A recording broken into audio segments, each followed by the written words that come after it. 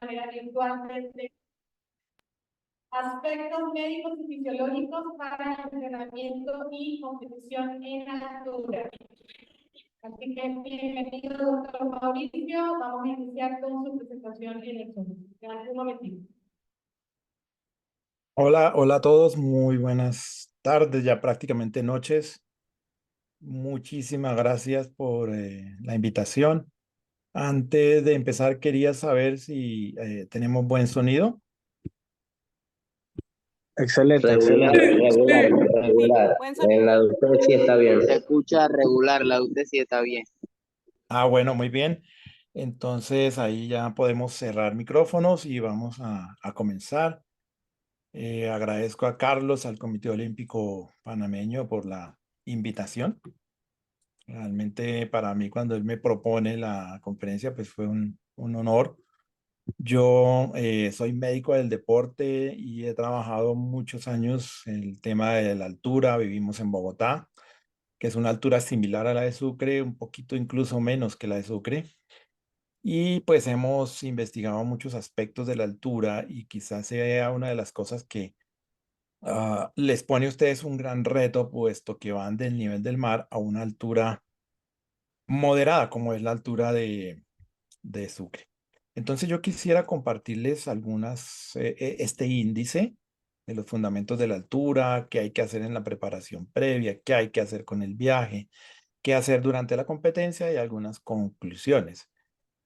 Pero es imposible hablar de altura si no entendemos un poquito la fisiología. No vamos a entrar en los detalles, en los pormenores de la fisiología de altura, sino aquí nos gastaríamos muchísimas horas, pero sí tenemos que entender un poco qué es y por qué afecta el rendimiento de la altura. Y eso es lo que vamos a empezar a revisar. Aquí ustedes pueden ver el grosor total de la atmósfera, que son más o menos 100 kilómetros, que es una capa muy delgada comparativamente con el diámetro de nuestro planeta. Y aún más, la vida sucede en la primera parte de la atmósfera, que es lo que llamamos la troposfera. Es decir, por encima de eso ni siquiera los aviones pueden volar. Ese es el primer concepto. Entonces nosotros vivimos la parte habitable de nuestra atmósfera, son solamente los primeros 10 kilómetros. Y antes de conocer un poco cómo la altura afecta, ¿sí?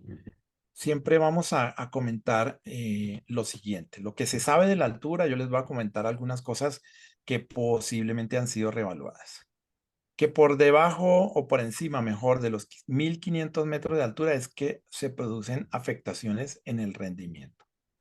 Que se necesitan 3 semanas para buscar una adaptación y que la hemoglobina suba para que se pueda compensar el efecto de la altura. Que por lo tanto, el mejor indicador de la aclimatación es la cantidad de hemoglobina, que es aquella, pues, esta proteína que es capaz de transportar el oxígeno a los tejidos en nuestra sangre. Nosotros tenemos más o menos aquí en la altura tranquilamente 15 o 16 gramos de hemoglobina y imagínense que allá a nivel del mar quizás los hombres tendrán 14 y las mujeres por ahí 13 gramos de hemoglobina. O sea, su capacidad de transporte de oxígeno es menor debido a que tienen una mayor presión de oxígeno, no la necesitan. Nos dicen que lleguemos el mismo día u horas antes de la competencia y con eso podemos evitar el efecto de la altura. Y finalmente que la respuesta al ejercicio en la altura es individual. Vamos a ver de todo esto qué es cierto, qué no, qué mitos hay, qué es lo que está sucediendo en realidad en la investigación actual en altura y cómo eso lo podemos aplicar en la logística de unos juegos en altura como es lo que va a suceder ahorita en los juveniles bolivarianos.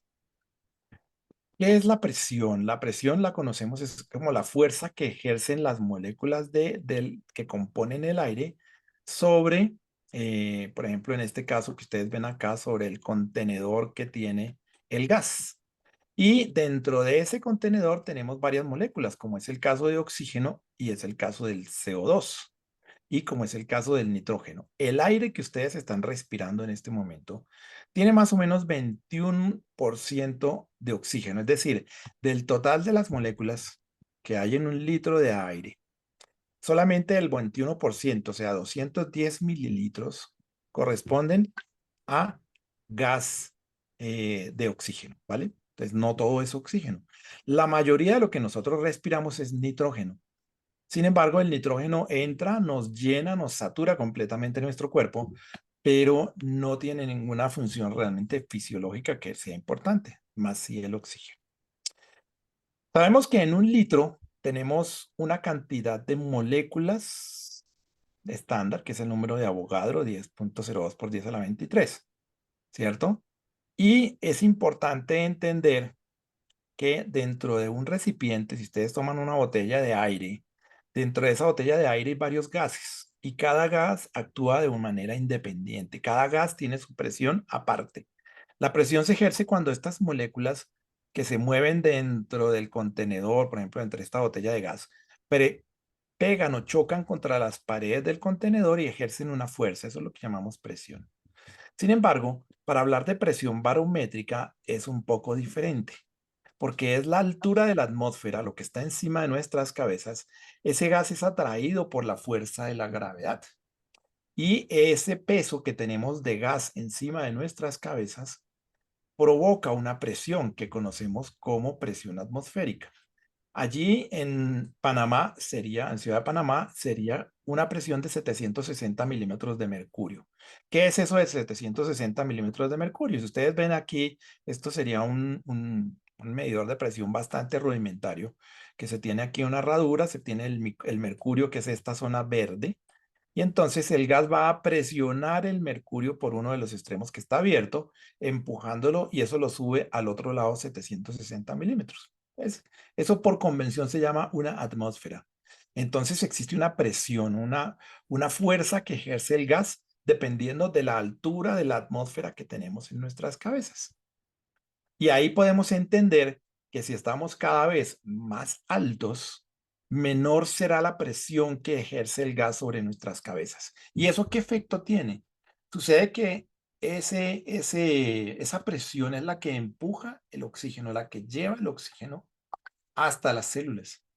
Y si hay menos presión, entonces habrá menos flujo de oxígeno a las células.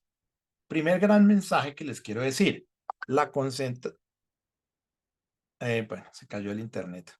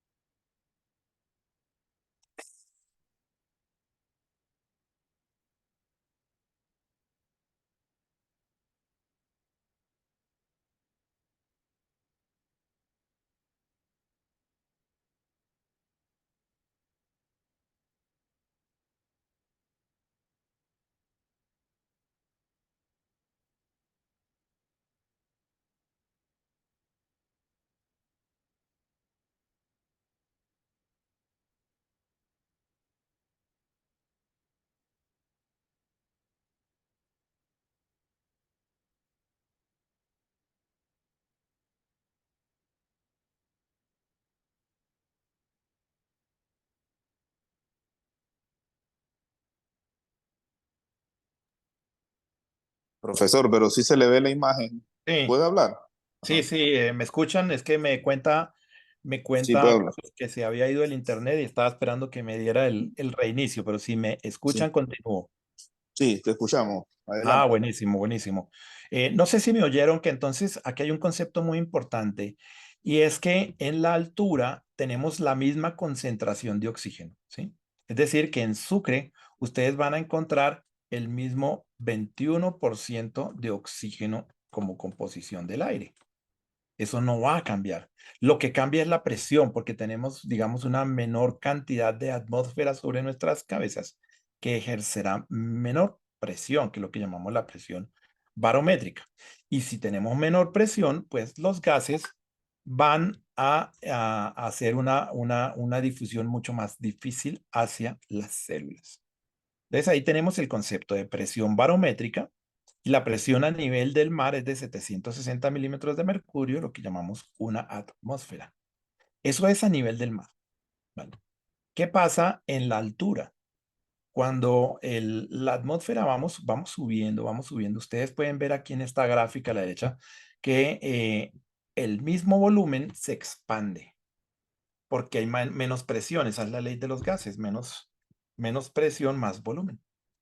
Entonces, lo que sucede es que un litro de aire ocupa mucho más volumen arriba. El gas es mucho más liviano, tanto que por ciertas alturas incluso ni siquiera los aviones se pueden sostener, ¿vale? Entonces, arriba lo que tenemos es una menor presión de oxígeno, las moléculas se encuentran mucho más separadas unas de las otras, y eso es lo que causa el efecto. Vamos a tener una clasificación, más o menos, hay muchas clasificaciones, pero las que yo creo que es más importante es que vamos a tener de 0 a 500 metros, lo llamaremos cerca de nivel del mar. Vamos a tener una baja altitud que va más o menos entre 1500 a 2000 metros, una altitud moderada por encima de los 2000 metros, que es lo que vamos a tener, que irá más o menos hasta entre 2000 y 3000 metros, lo llamamos altura moderada. Es importante que tengan estos límites. Y por encima de 3000 metros, eso ya son altas altitudes. Eso es bien difícil competir, por ejemplo, en La Paz. Es difícil. Ahora incluso, no sé si ustedes oyeron que hay un equipo que se llama Always Ready, que está jugando en una ciudad cerca de La Paz, que es a 4200 metros.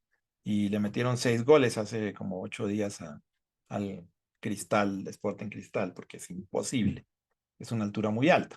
Pero nosotros vamos a hablar de la altura moderada, que es en la que vamos a tener el reto de participar en Sucre. En Sucre. No vamos a hablar de esto simplemente para contarles acá que esto sí es muy importante. Y es que como efecto de la disminución de la presión, la hemoglobina disminuye su saturación. Normalmente ustedes allí en Panamá tienen cerca del 100% de saturación de la hemoglobina, pero en alturas moderadas ese porcentaje puede caer, sobre todo cuando se hace actividad física, porque las células captan el oxígeno y entonces esa saturación cae y es lo que llamamos hipoxia, es lo que nosotros vamos a sufrir en las alturas y eso es lo que nos va a disminuir el rendimiento. Ustedes pueden ver en esta gráfica cómo el consumo de oxígeno, que es la variable que sabemos que afecta mucho más el rendimiento aeróbico, la medida de estándar para medir el rendimiento aeróbico. Fíjense cómo cae descomunalmente con la altura. ¿Por qué? Porque hay menos presión y es menos factible que el oxígeno llegue hasta las mitocondrias, a las células, para que conviertan la energía en trabajo. Entonces se disminuye la capacidad de producir trabajo. Hay muchas otras cosas que pasan en la altura, porque no solamente es que se disminuye el consumo de oxígeno. Una de las cosas que pasa es que tan pronto ustedes se bajan del avión, la ventilación, o sea, la cantidad de aire que sacamos de los pulmones por minuto aumenta significativamente. Eso hace que perdamos más líquidos, ojo con eso, ¿sí? Tenemos el oxígeno, la saturación de oxígeno más bajita, ¿cierto? Lo que lleva a menor cantidad de oxígeno en los tejidos. Y ya lo dije que lleva a disminuir el consumo de oxígeno. Las catecolaminas, el sistema simpático, estamos como sobreestimulados. Las personas que tienen hipertensión, por ejemplo, si alguien tiene hipertensión, tiene que consultar a su cardiólogo porque este aumento de las catecolaminas aumenta aún más la presión arterial en la altura. El lactato se aumenta bastante a cargas submáximas y máximas. Se pierde algo de peso porque se afecta también el apetito y aparecen muchos síntomas secundarios, dolor de cabeza, distensión abdominal, bueno, una cantidad de síntomas que también terminan afectando el rendimiento porque pues si usted tiene dolor de cabeza, no se siente bien, no ha podido comer bien, no puede dormir bien, pues eso afectaría bastante su rendimiento. ¿Qué es lo que se ve aquí? ¿Qué es lo que se ve aquí? Ustedes pueden ver en la medida en que la altura es mayor, el rendimiento se disminuye muchísimo en los eventos largos como la maratón. Entre 20 y 30 minutos también se afecta muchísimo. Aquí tenemos, por ejemplo, una prueba de 10.000 metros, aunque obviamente en altura nadie creo que se aproxime en esa altura, pues a los 30 minutos, Carlos sabe mucho de marcas, pero toca ser bueno para hacer 30 minutos en altura. Las pruebas que van entre 2 y 5 minutos se afectan moderadamente, pero sí se afectan, ¿cierto? Esas pruebas rápidas que por encima de más o menos los 1500 metros. Y las pruebas menores de 2 minutos, sobre todo las de velocidad, incluso pueden llegar a mejorar un poquito por dos razones. ¿Sí? Entonces, mire que no todo es malo. Los velocistas en la altura pueden ir a buscar récord. ¿Por qué? Primero hay una menor gravedad, entonces eso hace que el trabajo para desplazar el centro de gravedad es menor. Y segundo, el aire, como ya les dije, es menos denso. Y eso permite que se corte más fácil el aire, un tema aerodinámico, y la velocidad puede incluso incrementar y se puede lograr un récord personal en estas pruebas rápidas. La cosa buena que puede suceder es que con la aclimatación, entonces se podría, que llamamos aclimatación, es como las adaptaciones que se buscan, se podría compensar un poco la pérdida de rendimiento. Y aquí está lo primero que les quiero decir. Ah, siempre nos dijeron, toca subir la hemoglobina y para eso se necesita estar 3 semanas allá. Pues ni los que tienen plata pueden hacerlo en el fútbol, que es un deporte de recursos. No tenemos ni siquiera los jugadores disponibles para ir 3 semanas a otra ciudad, a otro país para adaptarnos a la altura. Entonces, no es una estrategia muy factible. De pronto, en algunos deportes y deportistas olímpicos sí lo hacen. Aquí a Colombia vienen muchos fondistas de la gran élite mundial a prepararse en altura o ciclistas. De hecho, les encanta venir a una carrera que se llama el Tour Colombia 2.1, que se hace a comienzos de año para que todos los ciclistas vengan a hacer como su temporada en altura y compiten en ese tour, porque pues pueden buscar beneficios de la adaptación a la altura, pero para eso se requiere mucho tiempo. Y es bien improbable que lo podamos hacer, es muy difícil. Luego tenemos que buscar otras alternativas que puedan ayudar, porque a veces, pues yo sé que hay una dificultad para preparar sus atletas y si preparamos los atletas y subimos a la altura y todo lo que se ganó se va a perder y si esperamos un resultado importante, por ejemplo, no sé a nivel juvenil, pero yo sé, por ejemplo, que ustedes tienen unos ciclistas de ruta y en crono muy interesantes que si van a competir en altura, pues ese potencial que tienen, pues no va a ser tan fácilmente aprovechado. De manera que hay deportes en los que les sugiero que sí busquen esa adaptación. Otros deportes como los velocistas, con solo que pasen los primeros días donde se presentan esos síntomas, quizás es apenas suficiente, 3, 4 días. Pero hay deportes que requieren unas estrategias más importantes y sobre todo si son deportes priorizados para el país. ¿Vale? Que eso es lo que tenemos que enfocarnos. Es decir, no hacer una estrategia de país y que todos se preparen en altura, creo que nadie lo hace ni lo puede hacer. Pero en un tema de priorización, entonces aquí es el otro concepto, aquí abrimos este menú de posibilidades y es que en la priorización tienen que tratar de ver cuáles son esos atletas que de pronto requieran un poquito más de inversión que otros y modalidades, como ya les dije, de velocidad, es probable que no tengan tanta necesidad. Pero, por ejemplo, los deportes de combate, los deportes de resistencia, los deportes de conjunto, vamos a tener que buscar estrategias para tratar de compensar, de mitigar un poco esa desventaja que da la altura. ¿Cuál es la mejor estrategia de todas? Y se las puse aquí primerísimo aquí. Planear. ¿Sí? Esto es lo más importante. Planear qué vamos a hacer, qué se va a hacer. Entonces, una de las cosas que tienen que hacer, que lo sabe y lo hace muy bien Carlos, es las estrategias de priorización y las estrategias de quienes requieren optimización del proceso de aclimatación en altura porque son deportistas priorizados. Enfocamos los recursos a ellos y planificamos muy bien esta estrategia. Es planear. Yo les cuento que nosotros tuvimos hace unos años una participación desafortunada de la selección Colombia en Ecuador, todos confiados, no nos dejaron trabajar nada y Ecuador nos metió 6 goles. En esta eliminatoria había mucho miedo, mucho temor de todo el mundo, de los técnicos, los jugadores, el cuerpo técnico cambió y hicimos una serie de estrategias que permitieron compensar todo lo que estaba sucediendo y nos fue absolutamente bien. Entonces pasamos de ser goleados a tomar las riendas del partido y a que tuviéramos un muy buen resultado. Esto se puede lograr, o sea, se puede hacer, obviamente el fútbol, como les digo, invierte otras cosas, pero, pero bueno, vamos a tratar. ¿Qué es lo ideal? Lo ideal se llama preaclimatar. ¿Qué podemos hacer para preaclimatar a los deportistas?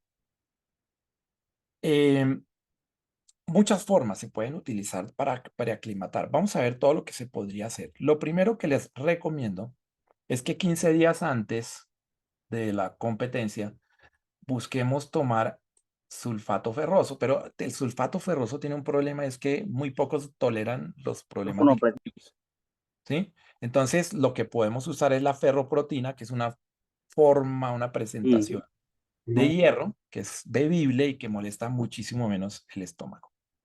Dos, buscar, como se va a tener una disminución en el rendimiento físico, desde lo estratégico, desde lo táctico, se deben buscar estrategias compensatorias a lo físico, porque definitivamente quien está adaptado, quien vive en la altura, pues tiene una ventaja. Entonces, aquí la recomendación es a técnicos y estrategas que traten de buscar en esas fortalezas cómo tácticamente o técnicamente pueden compensar esa disminución, esa estrategia que puede cambiar un poquito el desempeño no en lo físico, sino en el resultado finalmente. Saber sacar un resultado a partir de no tener las cualidades físicas necesarias en la altura. Y como otra cosa muy importante que les recomiendo y que le digan a todos sus atletas, entrenadores, no tener miedo. No tener miedo porque se tiene el problema de la competición, el viaje, la presión, la prensa, todo lo que sucede. Y si ustedes tienen miedo, eso nos pone en una situación competitiva desde lo psicológico, desde lo emocional, muy desventajosa. No hay que tener miedo, hay que prepararse y tratar de compensar con otras formas de competitividad lo que se va a perder en la altura. Entonces, no vayan con miedo, supriman ese temor, ese pánico de ir a la altura, nos van a destrozar, nos voy a ahogar porque es una altura moderada que puede ser compensada de alguna otra manera y vamos a mirar otras estrategias, ¿vale? Entonces, todo esto tiene que ver con la preaclimatación, fíjese, es lo que tenemos que hacer antes de, ¿cierto? Y antes de también es hablar de ese tema psicológico. Hay que, eso sí, pedirle a todos sus médicos que hagan una muy buena valoración preparticipativa. ¿Qué es eso? La salud antes de ir a competir, porque la exigencia física se va a aumentar y no se puede tener ninguna deficiencia de salud, ninguna que pueda disminuir o afectar mínimamente el rendimiento. Entonces, compensar, evaluar muy bien y tratar muy bien cualquier deficiencia desde el punto de vista de salud para ir. Lógicamente, que estén muy sanos también porque la altura va a ser un estrés para la salud del atleta. Bueno, ¿cómo se puede hacer un test de tolerancia a la hipoxia? ¿Por qué? Les voy a decir por qué. Muchos atletas responden muy bien y otros responden muy mal. Lo que nosotros hicimos con la selección Colombia es identificar quiénes responden bien y les decía, chao, no los quiero ver aquí, me voy a dedicar a los que necesitan este esfuerzo. No sería tan difícil, mire, se les voy a poner muy fácil. Con un pulso oxímetro que ahora todos tenemos desde la pandemia uno en la casa. Los pone uno a pedalear a 100 vatios, una carga bien bajita cuando ustedes lleguen a la altura, por ejemplo, o si van a hacer alguna adaptación previa, llegar unos días antes. Y allí ustedes van a ver cómo se desaturan muy fácil, súper fácil. Entonces, ellos tienen baja tolerancia. Con solo hacer eso ya sabemos que estos atletas que tienen baja tolerancia, pues van a tener, van a tener más problemas y muchos más problemas para adaptarse y para competir. Y otros que no. Entonces, pues, identificando eso ya tienen una gran ventaja. Nosotros lo hacemos pues porque usamos cámaras o así como ustedes ven aquí a este atleta o con cámaras, con una máscara o en una tienda, pues si usted les pone hipoxia, nosotros tenemos estos hipoxicadores en la Federación de Fútbol y ahí pues hacemos la prueba y yo ya sé con quién debo enfocarme. Deben hacer pruebas mínimas, mínimas. Esto creo que siempre se hace, más si su delegación no es muy numerosa, Tienen que saber cómo está la hemoglobina. Ojo, si un paciente que a pesar de que va a la altura y además está anémico, imagínense eso. La ferritina, que les va a decir cuánto hierro tienen en los tejidos. Si está bajita, ojo con eso, ¿sí? Como exámenes básicos. Un electrocardiograma y un buen examen físico, como les dije, para la valoración preparticipativa. Todo esto hace parte de la preparación, ¿cierto? Bueno, ¿qué es lo ideal? ¿Sí? Lo ideal, entonces, aquí entramos en la estrategia. Aquí ustedes ven una imagen allí, Sucre. Que esto me parece más, sí, me parece el Estadio de la Paz, pero decía en internet que es Sucre. Es que si ustedes le dicen, no, vamos a entrenar a 2.700 metros, pues no pueden entrenar a esa altura. La estrategia que nosotros hicimos que funcionó muy bien es ir a una altura que le permita entrenar de paso para allá.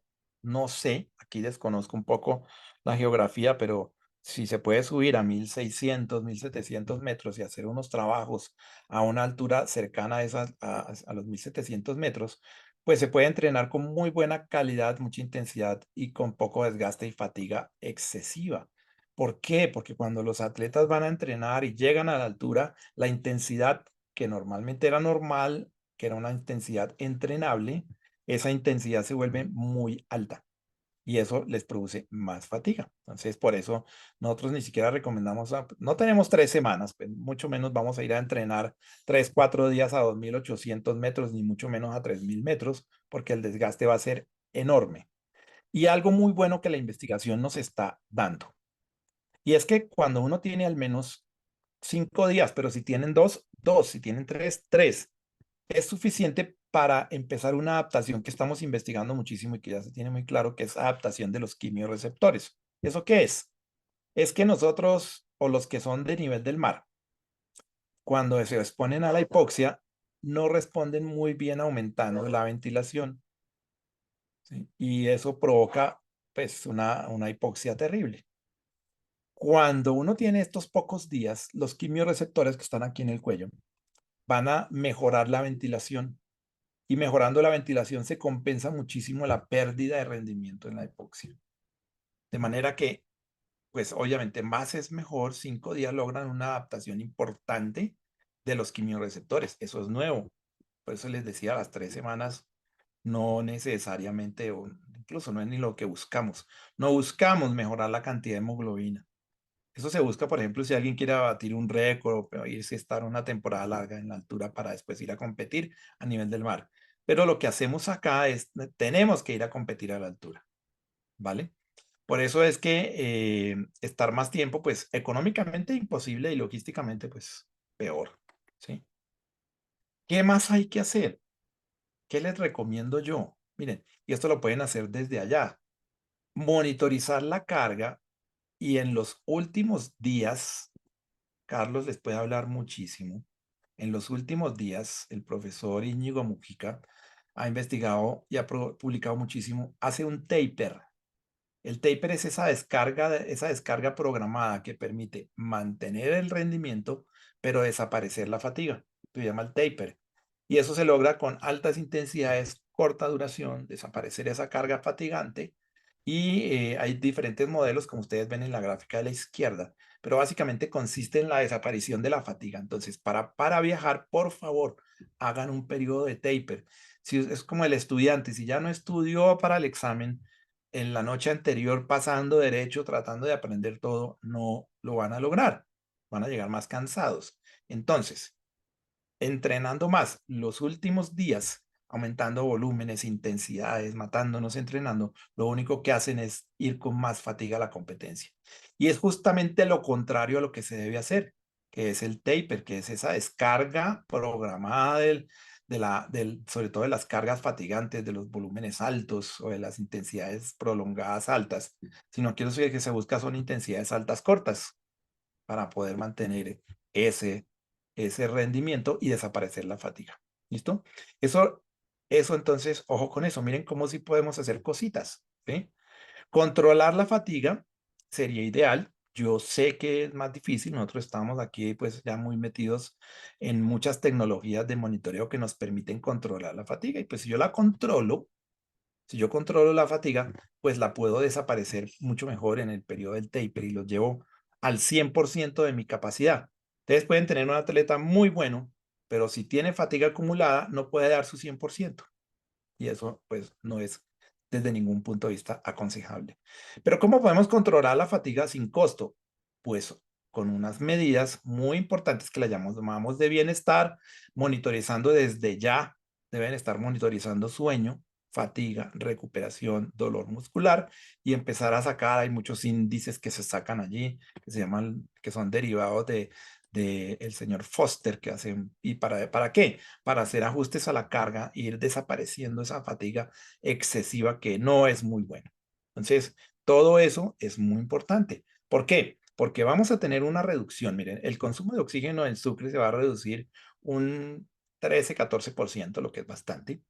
Pero si ustedes hacen esas estrategias, hacen un buen taper, una buena periodización, pues luego que pueden llevar a esa disminución que ya sea de un 4 o un 5%, y eso es lo que yo les digo, puede hacerse, ¿sí? ¿Cómo lo podemos disminuir esa brecha, esa reducción tan grande del consumo de oxígeno? Ya lo dije, una buena periodización, un buen periodo de taper, dando hierro, como ya lo dijimos, monitorizando la fatiga, ¿cuál fue la otra que les dije por ahora? Y obviamente estando un poquito de días en altura, mejora la respuesta de los quimiorreceptores. Ustedes ven aquí a la izquierda lo que hacemos en la federación, aquí con nuestros jugadores estrella. Pues sí, uno le pone una máscara y ahí miramos cómo los podemos entrenar, eso se llama hipoxia intermitente. Esas son estrategias que existen, pero son estrategias que ni vamos a poder implementar en este momento y son bastante costosas. Las hacemos y parte de eso fue nuestra estrategia para competir en altura y ahora nos va a tocar ir a Bolivia con la Federación Colombiana de Fútbol, pero seguramente también vamos a hacer todo lo otro que yo les estoy diciendo. Pero sí les digo una cosa, no se dejen llenar la cabeza de mentiras, no lleguen el mismo día, que con eso no pasa la altura. Falso. Llegando el mismo día se acumula la altura, la fatiga del viaje y el rendimiento va a ser mucho menor, porque es que la fatiga del viaje siempre existe.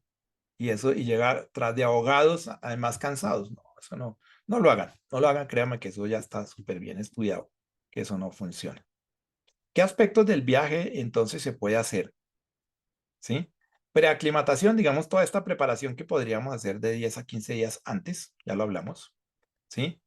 Si no se puede llegar antes, llegar al día 2, nosotros lo llamamos -2, o sea, antes de la competencia, por lo menos para tener, ¿qué hace uno llegando el día, al menos el día -2?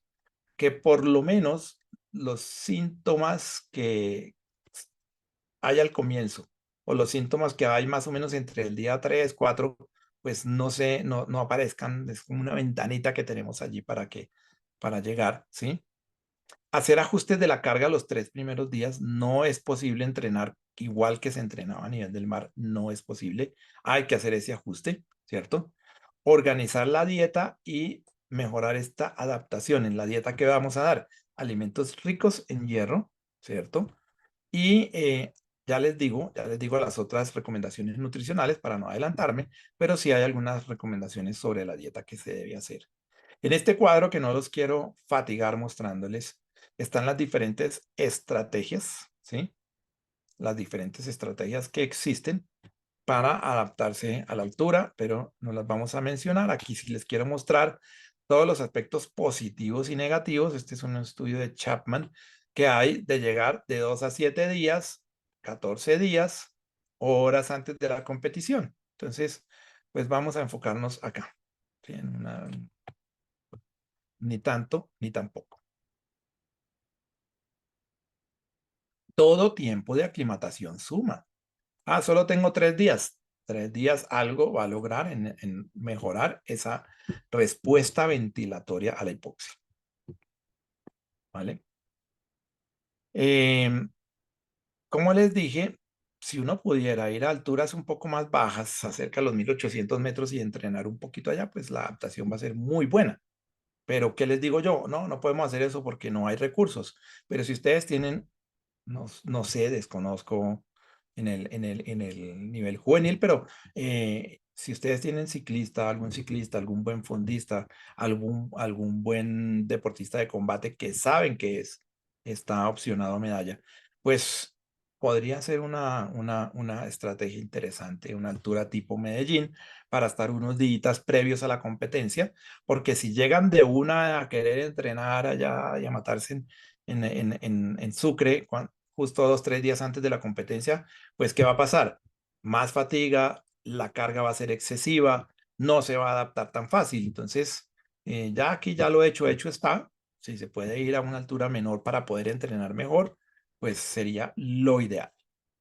¿Qué podemos hacer durante la competencia? Miren, se pierde muchísimo líquido en la altura. Y como no tenemos ese sol radiante que tienen ustedes allá en Panamá, no tenemos ese calor y esa humedad, la gente piensa que en la altura no hay que tomar suficiente líquido. Y sucede que estamos perdiendo cantidades importantes de líquido por la ventilación, porque hay mayor diuresis y se deshidrata uno más. Y además toma uno menos líquido. Enfaticen la hidratación, una hidratación obligatoria. No esperen a tener sed. Cuando tienen sed es tarde. Entonces, ojo con eso porque siempre pasa. Como es frío, pues no sienten psicológicamente necesidad de hidratarse. Y eso tiene que ver con rendimiento, con predisposición a lesiones. ¿Qué hay que hacer en la dieta? Una dieta rica en carbohidratos, poca fibra, no le metan muchos vegetales esos primeros días sobre todo, ¿sí? ¿Por qué? La fibra produce mucho gas y el gas, como ya les dije en la altura, se expande. Y ustedes imagínense ese gas expandiéndose en nuestro intestino, pues como no estamos adaptados, pues produce molestias digestivas y uno compitiendo y con un dolor abdominal, eso es incómodo, ¿vale? Y usen proteínas de fácil digestión, tipo pescado o pollo, no fritos, para tratar de facilitar ese proceso digestivo que es un poco más difícil. El uso de los nitratos, se los recomiendo, ¿sí? Hay muchas opciones de nitratos, eso proviene de la remolacha. Hay unos extractos de remolacha, aquí en Colombia están produciendo unos bastante asequibles, pero también se consiguen en el mercado. Tal vez tengo que decirles que ojo con comprar ayudas que no tengan un registro sanitario aprobado porque pueden estar contaminadas con temas de doping. Entonces, ojo, obviamente los nitratos no tienen problema. Bueno, si usan cafeína o la han usado o ensayen o ir aumentando la dosis, se puede usar hasta 6 miligramos por kilo, pero hagan pruebas previas, o sea, no vayan a darle 6 miligramos por kilo a alguien que nunca la ha tomado, pero sí se puede utilizar, en dónde se puede consumir. Yo no recomiendo las pastillas porque hay que saber dónde comprar esas pastillas de cafeína de 150, 200. Aquí en Colombia se consiguen unos sobrecitos de 100 miligramos que se adicionan en las bebidas. Entonces les vamos dando de a poquitos y vamos ensayando. ¿Por qué no usarla si funciona? Si vamos a compensar un poco esa deficiencia de altura, pues la cafeína, empezándole de unos minutos, 15 minutos, 10 minutos antes de la competencia, podemos darla progresivamente a lo largo de las competencias, pues ayuda y no es prohibida, se puede utilizar, pero ensáyenla y ensayen la dosis para el deportista. Habrá deportistas que con 100 miligramos es suficiente, otros con 200. Eso dependerá mucho del peso, como ustedes ven. No vayan a entrar de una vez a darle 6 miligramos por kilo, porque pues si no está entrenado, pues obviamente les puede sentar mal. Pero sí la pueden ensayar, hagan pruebas previas y empiecen a tratar de adaptarse a ella. Pero no compren las pastillas, ojo con eso. Usemos mejor, eso se llama aquí Mega Energy, creo, aquí en Colombia, no sé cómo sería ya. Continuar con el hierro, entonces no solamente antes, sino durante, sigan utilizando la ferroproteína, aún estando allá. Y algo, no para todos los deportes, no es, la verdad, mientras no lo prohíban, ¿por qué no usarlo? El sildenafil, más conocido como Viagra, 15 minutos antes. Funciona, ¿qué vamos a hacerle? Obviamente tiene su efecto secundario, ya que es el que todo el mundo busca cuando toma este medicamento, pero, pero sirve porque dilata los capilares pulmonares, es un vasodilatador, ¿sí? Ustedes ven que cuando lo usan se ponen un poco ruborosos Lo usamos en fútbol, eso no tiene problema de doping, lo usamos en la eliminatoria, en fin. Y ayuda. Entonces, fíjense que tenemos un montón de alternativas que yo les quería dar, que ustedes vayan pensando en esto, que obviamente deben estar asesorados por sus cuerpos o equipos médicos. Y una cosa súper clave, enfaticen todas las medidas de recuperación posibles. Vamos a hablar de eso. Y vamos a hablar de eso para que no se estresen mucho. Miren, esta es la pirámide de la recuperación. Se la recomiendo mucho, eso está en donde quiera encontrarla, la publican de la misma manera. ¿Por qué? Porque el 85% de la recuperación se logra con tres medidas fundamentales que están aquí subrayadas a la izquierda de la pantalla. Primero, bueno, es que esta ya les hablo de la primera. El sueño y el descanso y la nutrición, que tal vez se me olvidó poner la nutrición que está aquí, súper importante, la nutrición y la hidratación. Con esas tres, sueño, descanso, nutrición, hidratación, logran el 85% de los procesos de recuperación. Entonces, ok, luego sigue ¿qué? Hacer contraste o el ice bath, ¿no? Que es el baño frío que todo el mundo piensa que eso es lo único, que es lo mejor. Y no, miren, eso está por ahí en el 5% de toda la recuperación. La compresión, las boticas de compresión también ayudan, pero en porcentaje mucho menor. La fisioterapia, en fin, el masaje, que es lo que llaman aquí trabajo de tejidos blandos, está en la punta de la pirámide. O sea, no es que sea el más importante, es el que tiene un poco menos de evidencia de efecto. O sea, menor evidencia es aquí arriba de la pirámide, por eso está más chiquito. Entonces, si yo tengo, imagínense, nosotros hemos cambiado con la selección, que todos se quedaban haciendo fila para hacer su masaje hasta las 3 de la mañana, 2 de la mañana, 1 de la noche. Y si el masaje no es lo que más ayuda, lo que más ayuda es dormir, entonces ahí cerramos eso y los mandamos a dormir temprano porque es una de las principales estrategias de recuperación. Hay algo muy interesante que estamos haciendo ahora, es el uso de la cámara hiperbárica para ayudar a la recuperación. Eso está mucho más difundido. Nosotros tenemos nuestra propia cámara hiperbárica con la selección y la verdad nos funciona interesantemente bien. La tienen, hay futbolistas que tienen su propia cámara, muchísimos de hecho, para hacer recuperación. Y en altura, pues obviamente este es compensar el efecto de la altura, ¿sí? Porque con la hiperbaria se quita la hipoxia. Entonces, listo, ok, tengo un atleta que es una medalla de oro, que se afecta su rendimiento porque es de combate, porque es de fondo, porque es de ciclismo. Y pues bueno, les aseguro que en Sucre hay una cámara hiperbárica y puede uno hacer sin mucho costo al menos una sesión diaria y eso les puede ayudar. Por eso la pongo ahí, porque sí es factible, ¿sí? No para todo el mundo, no quiero decir ni que van a comprar una, sino que se puede conseguir en todas las ciudades, se puede conseguir. Y el resto, aquí está el resto de las estrategias de recuperación que siempre hacemos. Pero miren que yo les quería hacer énfasis en eso otro, porque antes nos desgastábamos mucho pensando, ¿no? El hielo, la electroterapia, el masaje, y dañábamos la calidad del sueño, la calidad del descanso. Importantísimo. Ahora, si ustedes tienen psicólogo y les ayuda además a hacer relajación, a liberar el estrés, a que tengan menor tensión y que puedan descansar mejor, pues mucho mejor. Otra cosa importante, fíjense que se puede hacer durante la competencia. Entonces, fíjense que lo que más quería darles era muchos tips. La conferencia pues les queda allí para que puedan repasarlos. Aquí traje una imagen de ese, pues para nosotros histórico partido, porque para nosotros era muy difícil ir a competir a Quito. Todos nuestros futbolistas son de nivel del mar, no crea que aquí por estar en Bogotá teníamos ventaja. Pero entonces, ¿qué podemos concluir? Y de pronto, ahora yo no sé si Carlos nos dirá si tenemos preguntas. Preparar y planear es la mejor estrategia. Buscar todas esas estrategias de preaclimatación basados en un principio de la priorización, la optimización de los recursos. No todo es, fíjense que sí hay muchas posibilidades.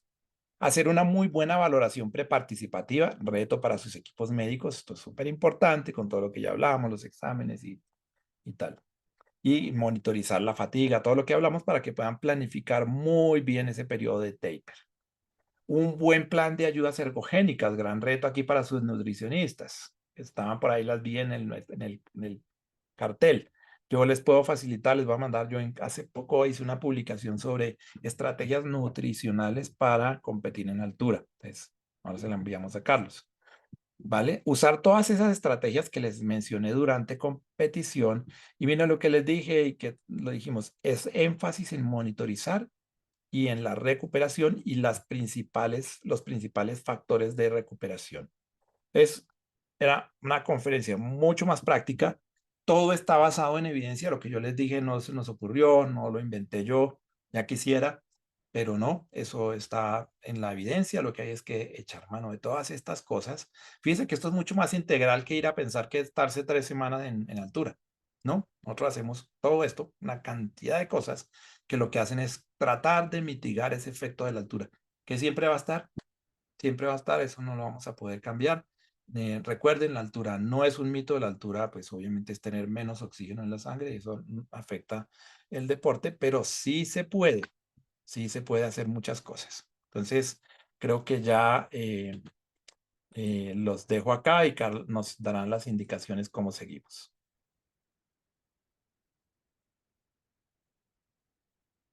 Ok, los espero, que luego hay preguntas.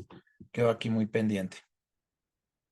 Y muchas gracias por su atención. Espero que haya sido clara y que también se haya oído bien, porque he visto que está un poquito difícil el internet estando tan cerca.